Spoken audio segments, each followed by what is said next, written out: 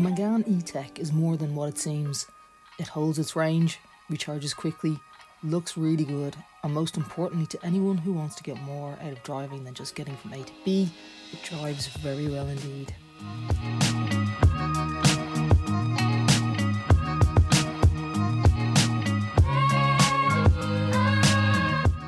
The steering is well weighted and not overly light, which can be a trait in the class. There's plenty of standard kit, it's comfortable and offers decent passenger space, so let's take a look around.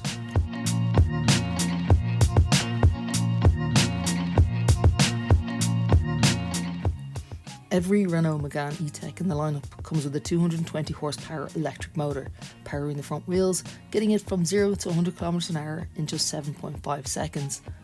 It's a shame the Cupra Born doesn't have the same dynamics and lightness to it, and this gives it the edge.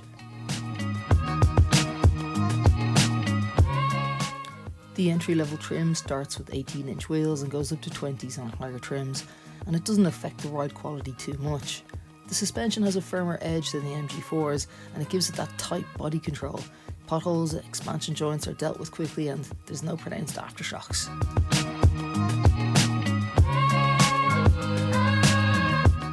The regenerative braking system, which helps top up the battery by recovering energy as you brake, has 4 strength settings.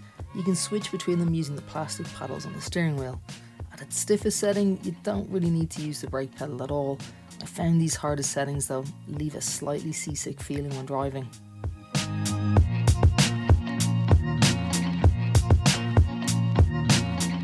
Charging the 60 kilowatt version using a 7.4 kilowatt charger, it'll take around an hour and 10 minutes to get 50 kilometers out of it, or 5 hours to get 250 kilometers, or 9 hours to get around 450 kilometers.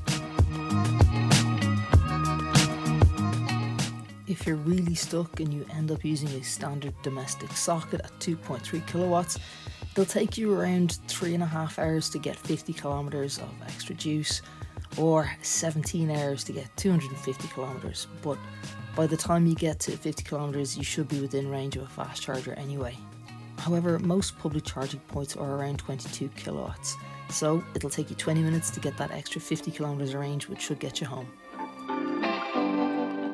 If you do ever find yourself lucky enough to be near a 130 kilowatt charger, it'll take you 7 minutes to get 50 kilometers, 25 minutes to get 250 kilometers, or just an hour to top up to 450 kilometers of range.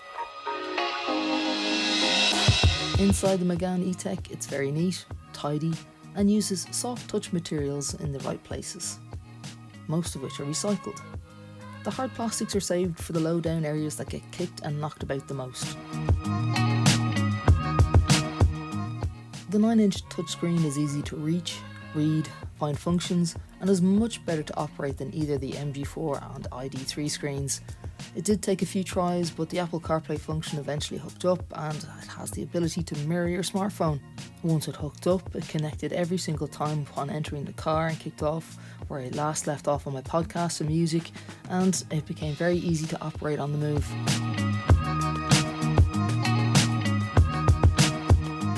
If you find yourself without 4G in the area, the top trim levels do include Google services with Google Maps. There's a good view out the front, but the shallow rear window means it's restricted. There is, however, a rear view mirror option to have another digital screen feed a wide angle view from the rear mounted camera.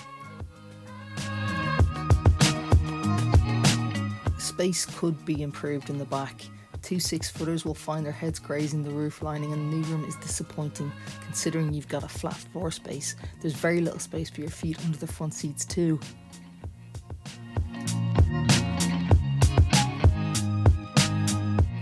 The space between the seat base and the top of the door opening is reduced due to the battery placement in the floor. When you're getting in and out of the back, or you're loading a child into their seat, it makes things just that little bit more awkward.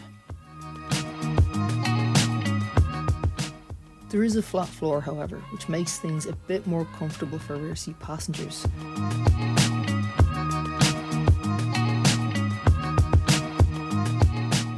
To be fair, the Megane E-Tech's main rivals, including the Cupra Born, the MG4 and the ID3, are much more accommodating in the rear. However, the VW group could do with learning a few things from MG and Renault in the dynamics area. The rear seats can be folded down in a 60-40 configuration to extend the load space, and this is par for the course in the class. If the seat backs down, there's a large step in the floor of the extended load bay, so sliding in longer items won't be the easiest either. There's no ski hatch, and you can get that in the Born and the ID3. In the boot there's around 440 litres of space, which is more than the ID3, and it's deep, although that deep floor creates a high sill, making lifting in larger items just that touch more awkward. You do at least get a handy cubby under the boot floor, and that's large enough to store the charging cables in.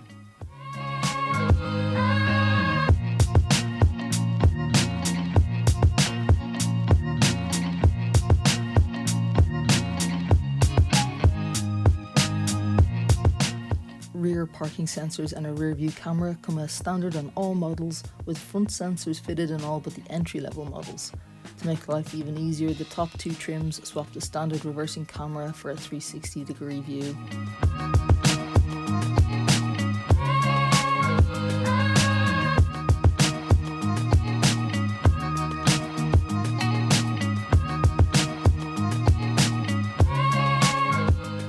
Making concept cars come to life, and not in that Hyundai way where they look good on paper but for some reason it doesn't translate to the road.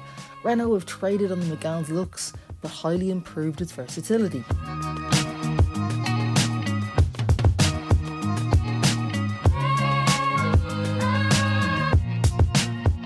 Megane E-Tech is a brilliant big little electric hatchback.